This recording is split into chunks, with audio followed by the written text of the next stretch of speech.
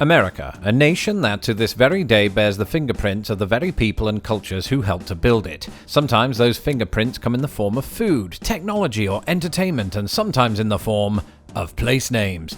That's right, American place names, be they those of states, cities, villages, streets, or unincorporated towns with a population of 4 chickens, often gives us a linguistic clue to their cultural beginnings, from Native American to African, Hispanic to European. With all this naming diversity then, it's hardly surprising that I, a Brit, have been horribly mispronouncing many of them for the past 36 years.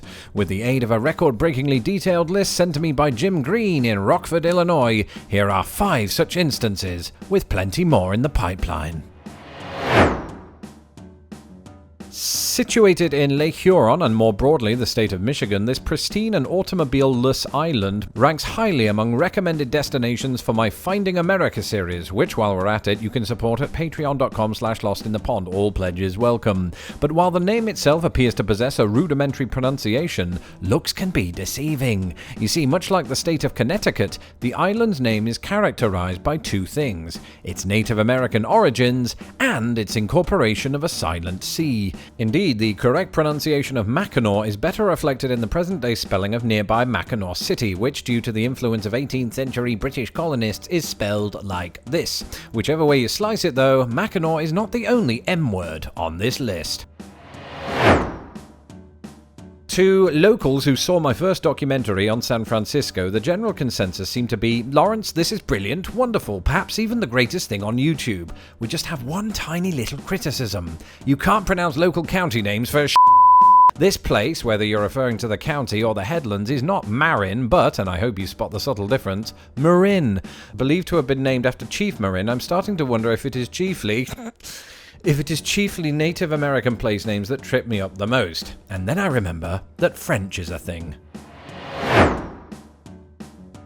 That's right, Idaho's capital city, which I got to see from above on a recent visit, takes its name from an identically spelled French word meaning wooded. Appropriate given its reputation as the city of trees, but the pronunciation Boise, which I learned from my father all those years ago, and one that seems to be shared by most Americans, is not in fact how the locals say it. You see, the city, as outlined on its official website, quite simply replaces the voiced alveolar sibilant with a voiceless alveolar sibilant, a fancy way of saying that it is Boise and not Boise.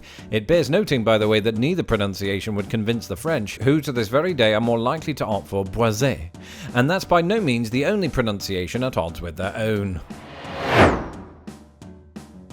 French for Peter, South Dakota's capital city, was named after a fort of the same name, which in turn was named after this man, Pierre Jr., the Frenchest sounding American that ever lived. So imagine my surprise when, publicly attempting to recite all 50 state capitals, I learned from you that the city is not pronounced the French way at all, but like this. Ironic, of course, given that the state is completely landlocked. That said, there seems to be little in the way of information regarding how this pronunciation evolved, with some citing the influence of Scandinavians, particularly those of the Norwegian variety, in the city's history. Either way, however you pronounce it, it was spoken like a true European. And speaking of spoken... It long ago occurred to me that Washington State's second most populous city rhymes with a certain Class A drug that businessmen used to snort in the 80s. Except that's not true if you ask the city's locals, who justifiably resent the cocaine comparison and also don't subscribe to that otherwise popular pronunciation. You see, named as it was for a tribe of the same name that meant children of the sun, the city is most definitely pronounced Spokane, and rhymes rather more innocuously with every German composer not called Ludwig. And so that's my first list of American place names I've been badly mispronouncing. Expect many more as my travels take me across the US from Juneau, Alaska to Little Rock, Arkansas. See you next time!